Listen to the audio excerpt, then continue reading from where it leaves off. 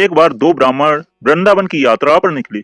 उनमें से एक वृद्ध था और दूसरा जवान था। मार्ग लंबा और कठिन था, जिस वजह से उन दोनों यात्रियों को यात्रा के दौरान कई कष्टों का सामना करना पड़ा। उस समय आज की तरह रेलगाड़ियों और बसों की सुविधा उपलब्ध नहीं थी। यात्रा के दौरान युवा ब्राह्मण ने वृद्ध व्यक्ति की खूब मदद की, जिसकी वजह से वृद्ध वृंदावन पहुंचकर उस वृद्ध ब्राह्मण ने कहा कि हे युवक, तुमने मेरी खूब सेवा की है। मैं तुम्हारा अत्यंत कृतज्ञ हूँ। इस सेवा के बदले में मैं तुम्हें पुरस्कार देना चाहता हूँ। और अपनी जवान पुत्री का विवाह उस ब्राह्मण युवक से करने का वचन दिया। ब्राह्मण युवक ने वृद्ध व्यक्ति को समझाया कि ऐसा नहीं हो सकता, क्योंकि यह बहुत अमीर है और मैं बहुत गरीब ब्राह्मण हूँ। फिर भी वृद्ध व्यक्ति अपनी हट पर अड़ा रहा और फिर कुछ दिन तक वृंदावन में रहने के बाद दोनों घर लौट आए।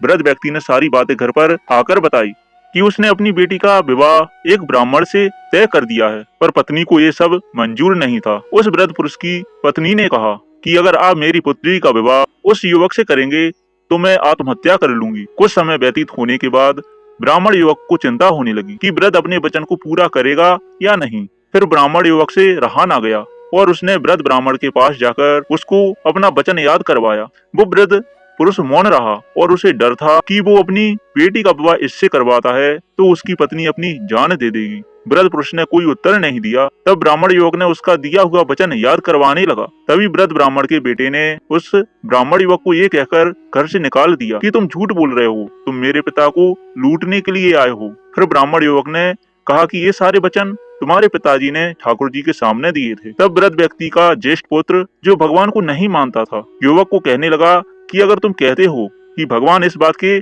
साक्षी है तो यही सही। अगर भगवान प्रकट होकर ये साक्ष्य दे कि मेरे पिता ने वचन दिया है तो तुम मेरी बहन के साथ विवाह कर सकते हो। तब युवक ने कहा, हाँ, मुझे भगवान श्री कृष्ण पर पूरा विश्वास है कि भगवान श्री कृष्ण उसके लिए वृंदावन से जरूर आएंगे।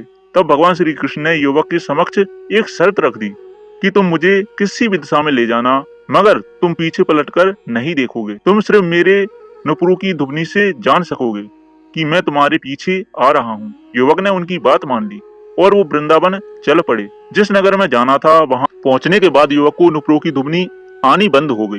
युवक ने धैर्य ना धरकर पीछे मुड़कर देख लिया। मूर्ति वहीं पर स्थित खड़ी हुई थी।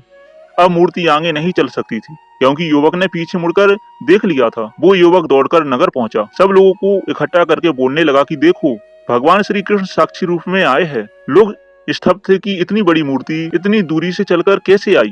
फिर भगवान श्री कृष्ण की मूर्ति ने सबके सामने ब्राह्मण युवक की गवाही दी। उसके बाद वृद्ध ब्राह्मण की पुत्री के साथ उसका विवाह संपन्न हुआ।